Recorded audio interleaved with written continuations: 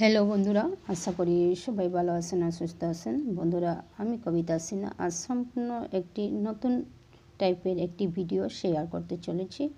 আসলে বন্ধুরা, আজকের ভিডিওটি একটি ইন্টারেস্টিং হতে চলেছে আর আপনাদের সবার উপকারেই আসবে। বন্ধুরা, আমরা ছোট থাকতে দেখেছি মা দিদিমার আমলে বা আমরা কলেজ লাইফে যখন পড়েছি তখন পর্যন্ত আমাদের এই যে গ্যাসের চুলায় রান্না সেগুলো ব্যবহার করতাম না, সব সময় কাঠের চুলোতেই ব্যবহার করতাম। তাহলে দেখুন বন্ধুরা, আজ আমার বাড়িতে সিলিন্ডার নেই। সিলিন্ডার না থাকার কারণে যাকে সিলিন্ডার যে হোম ডেলিভারি দিচ্ছে ও অসুবিধার কারণে এনে দিতে পারেনি, সে কারণে আমার আজ আগুনে বাধ্যতামূলক রান্না করতে হচ্ছে। তাই আমি একদিন দেখলাম একজন দিদিভাইয়ের ভিডিওতে এই যে এভাবে পলিথিন পেপার নাকি প্রথমে তেল মাখিয়ে যে কুকারে বা যে কোনো হাঁড়িতেও এই পাত্রে তেল মাখিয়ে তারপর এরকম পলিথিন কভার প্যাকিং করে সেটাকে রান্না করলে কিভাবে হয় সেটাও আমি আজ পরীক্ষা করছি ঠিক দেখাচ্ছে কি না। তাহলে চলুন বন্ধুরা, আমার পাশে থাকুন। এটাকে প্রথমে আমি যে পাত্রেতে তেল মাখিয়েছি, আর বন্ধুরা দেখুন এই যে আমি এইগুলো দিয়ে কি বলবো, আমরা তো লেচুপি বলে থাকি। আসলে আমাদের যে কাঠের চুলো নেই, কাঠের চুলোর ব্যবস্থা নেই, সে কারণে আমি ঘরের বাইরে এই যে পাকার মধ্যে আগুন জ্বালালে নিশ্চয়ই পাকা ফেটে যাবে, সেই কারণে আমি মাঝে মধ্যে এভাবে করে থাকি। সেটা আমি আপনাদের সাথে শেয়ার করছি। কারণ হয়তো অনেক সময় আমাদের গ্যাস সিলিন্ডার না থাকে বা ঘরে কোনো প্রকারের স্টোভ না থাকলে আমাদের কি করতে হয়, বুদ্ধি খাটিয়ে চলতে হয় আমাদের মহিলাদের। সে কারণে আমি আজ আপনাদের সবার সাথে শেয়ার করতে চলেছি। বন্ধুরা দেখুন, এটাকে আমরা লেচুপি বলে থাকি, বা তোমরা কী বলো সেটা জানি না, হয়তো 3 পায়া বলতেও পারো। যাই হোক, আমি দেখিয়ে দিলাম দুটো লেচুপি দিয়ে আমি এভাবে মাঝে মধ্যে রান্না করতাম। তাহলে চলুন বন্ধুরা, এই যে আমি লেচুপি কড়াই একটা বসিয়েছি, আবার সেটাতে আরেকটি লেচুপি দিয়ে আমি আগুন জ্বালিয়ে দিলাম। এবার বসাবো এই যে দেখুন বন্ধুরা পলিথিন পেপার, কিন্তু পলিথিনটা ছোটো, এর কারণে খুব সুন্দর প্যাকিংটা হয়নি। যাই হোক, আমি চেষ্টা করলাম, পরীক্ষা করে নিলাম, একজন দিদিভাইয়ের ভিডিওতে আমি দেখেছিলাম, সেই কারণে আমিও ট্রাই করলাম বা আপনাদের সাথেও শেয়ার করলাম। হয়তো সবাই তো একে অপরের ভিডিও দেখা সম্ভব নয়, আমি যা দেখেছি হয়তো আপনাদের সাথে শেয়ার করেছি, আপনাদের ভালো লাগতে পারে, বা নিজে কোনো দিন এভাবে সমস্যার সম্মুখীন হলে নিজেরাও করতে পারেন।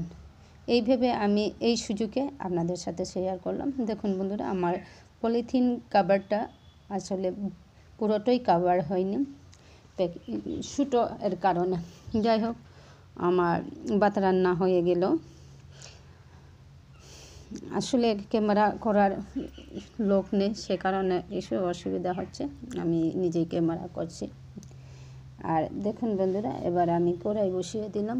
সেটা আমি তরকারি বানাবো, বা এদিন কিন্তু আমি তরকারি বানাইনি, এটা আমি তরকারি বসিয়েছি একদম কম সময়ে, যাতে আমার ফেভারিট হয়। দেখুন, আলু, টমেটো আর কাঁচা লঙ্কা, সাথে হিদল কিন্তু আমাদের জাতীয় একটা ফেভারিট খাদ্য। এটা কিন্তু আমাদের পেটের রোগটাও ভালো রাখে। পেটে যদি কোনো সময় ঘুলমাল লেগে থাকে, তাহলে এই যে শীতল পাল্টই দিয়ে আমরা ভাত খেলে কিন্তু নিশ্চয়ই পেটের সেই গোলমালটাও ভালো হয়ে যায়। এটা কিন্তু আমাদের একটা জাতীয় প্রধান খাদ্য, কিন্তু প্রধান খাদ্য বলেও যে কেউ এটাকে পছন্দ করবে সেটা না। আমি কিন্তু আগে খেতাম না, হয়তো আমার ভোরের সাথে থাকতে থাকতে আমারও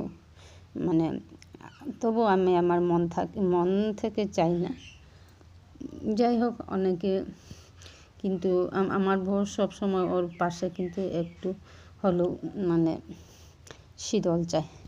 যাই হোক, আজ আমি আপনাদের সবার সাথে শেয়ার করছি। এই যে দেখুন বন্ধুরা, পলিথিন কাভারটা দেখুন কি সুন্দর, ঠিকই বলেছেন, সেই দিদিভাই দেখিয়েছেন যে তেল মাখিয়ে পলিথিন কভারে প্যাকিং করে রান্না করলে যে কোনো হাঁড়ি বলো বা এই যে কুকার বলো সেটাও মানে ঠিক হয়ে যাবে। আর দেখুন বন্ধুরা, এই যে নিচ দিকটা কিন্তু জ্বলে গেছে, পলিথিনটার নিচ দিকটা জ্বলে গেছে, সেটা হয়তো আগুনে হয়তো পুড়ে গেছে। কিন্তু এখানে আমার একটা কনফিউশন হচ্ছে কি, পলিথিন কভারটা এখানে ফুলে ছিল, সেই কারণে হয়তো ফুসকা বেরিয়ে হয়তো ঝোলে লেগে গেছে, সেটা আমিও ভাবছি। কিন্তু যাই হোক, আমি যদি পুরোটা একটা সুন্দর পলিথিন, বড় ধরনের পলিথিন যদি প্যাকিং করতাম, নিশ্চয়ই আরও সুন্দরভাবে ইয়েটা হয়ে যেত।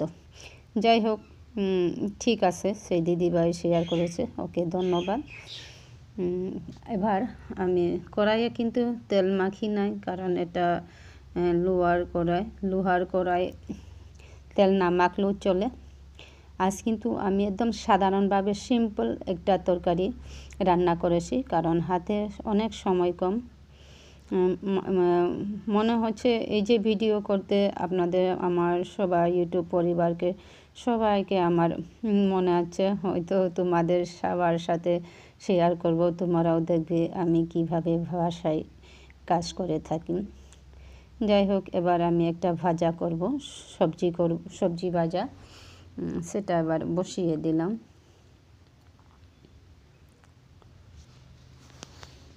কিন্তু এই যে কাঠের চুলায় রান্না, সময় খুব কম প্রয়োজন, কম সময়েও মানে রান্নাটা হয়ে যায়। আমিও কিন্তু ক্যামেরা স্কিপ করে গিয়েছি, কারণ এত সব ক্যামেরা করতে গেলে অনেক সময়ের প্রয়োজন। আজকাল সবাই বড় ভিডিও দেখতে চায় না। যাই হোক, কিন্তু বন্ধুরা, এতক্ষণে যারা ভিডিও দেখছেন বা হয়তো লাইক দিতে ভুলে গেছেন, প্লিজ একটা লাইক করবেন। আর এই যে আমার যে টেকনিকটা হয়তো আপনারা আপনাদের নিজেদের মধ্যে শেয়ার করবেন, যাতে এই টেকনিকটা হয়তো অনেকে বুঝে যেতে পারেন। অনেক সময় আমাদের রান্না করতে সিলিন্ডারটা ফুরিয়ে যায়, তখন কিন্তু আমরা হতভম্ব হয়ে যাই কি করব কি না। সেগুলো হয়তো এই টেকনিকটাও ওরা অবলম্বন করতে পারে, সেই কারণে একটা শেয়ার করে নিও। বলবো না, অর্ডার করব না, প্লিজ। হয়তো অনেক এই ভিডিও দেখে উপকারে আসুক সেটা ভাবলে হয়তো আপনারা নিশ্চয়ই শেয়ার করবেন। যাই হোক, এবার আমি আমার মূল ভিডিওতে চলে আছি। এই যে এখন আমি ভাজা করছি। আজ আমি শুধু সিম্পল একটা তরকারি আর ভাজার সাথে ভাত বানিয়েছি। আর বন্ধুরা, এই যে কালিগুলো, কালো দাগ কীভাবে সারানো, সেটা আমি পরবর্তী অন্য একটি ভিডিওতে তুলে ধরব।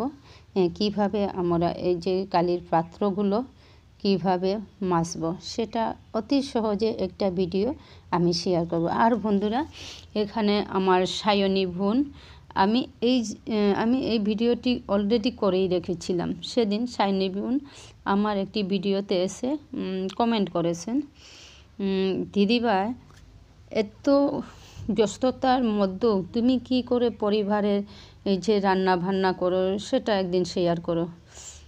আমি ওকে রিপ্লাই দিলাম, হ্যাঁ ঠিক আছে আমি করব, কিন্তু আমি অলরেডি একটা ভিডিও বানিয়েছি, হয়তো 2-3 দিনের ভিতরে ভিডিওটি শেয়ার করব। আর বন্ধুরা, এই কয়দিন তো আমি খুব ব্যস্ততার মধ্যে আছি। আমাদের সব কলিগের বিয়ে হচ্ছে, সেই বিয়ে অনুষ্ঠানে চলে যাচ্ছি, এভাবে করেই আমার দিনটা চলে যাচ্ছে। তাই সবার পরিবারে হয়তো কমেন্ট ধরেও আমি আসতে পারি না, কিন্তু চেষ্টা করি। অনেক সময় দেখি কমেন্টগুলো, কিন্তু আমি সবার সাথে আসি, আর সবাই আমাকেও সাপোর্ট করছে, আমিও সাপোর্ট করেছি ওদেরকে। সেই জন্য এভাবেও হয়তো মিস হয়নি, সেটাও ভাবছি। কারণ আমার এই ইদানিং পুরো ভিডিওতে ভিউজ বা লাইকটা কম পড়েছে, সে কারণে আমিও যারা আমাকে লাইক করেছে বা কমেন্ট করেছে ওদেরকেও দিয়েছি। যারা নোটিফিকেশনে চলে আসে, আমার অতি ভালোবাসার বন্ধুবান্ধব, ওদেরকেও আমি সাপোর্ট করেছি। যাই হোক বন্ধুরা, আমি আজকের ভিডিওটা আর বেশি বড় করব না, আমার রান্নাটা অলরেডি হয়ে যাচ্ছে।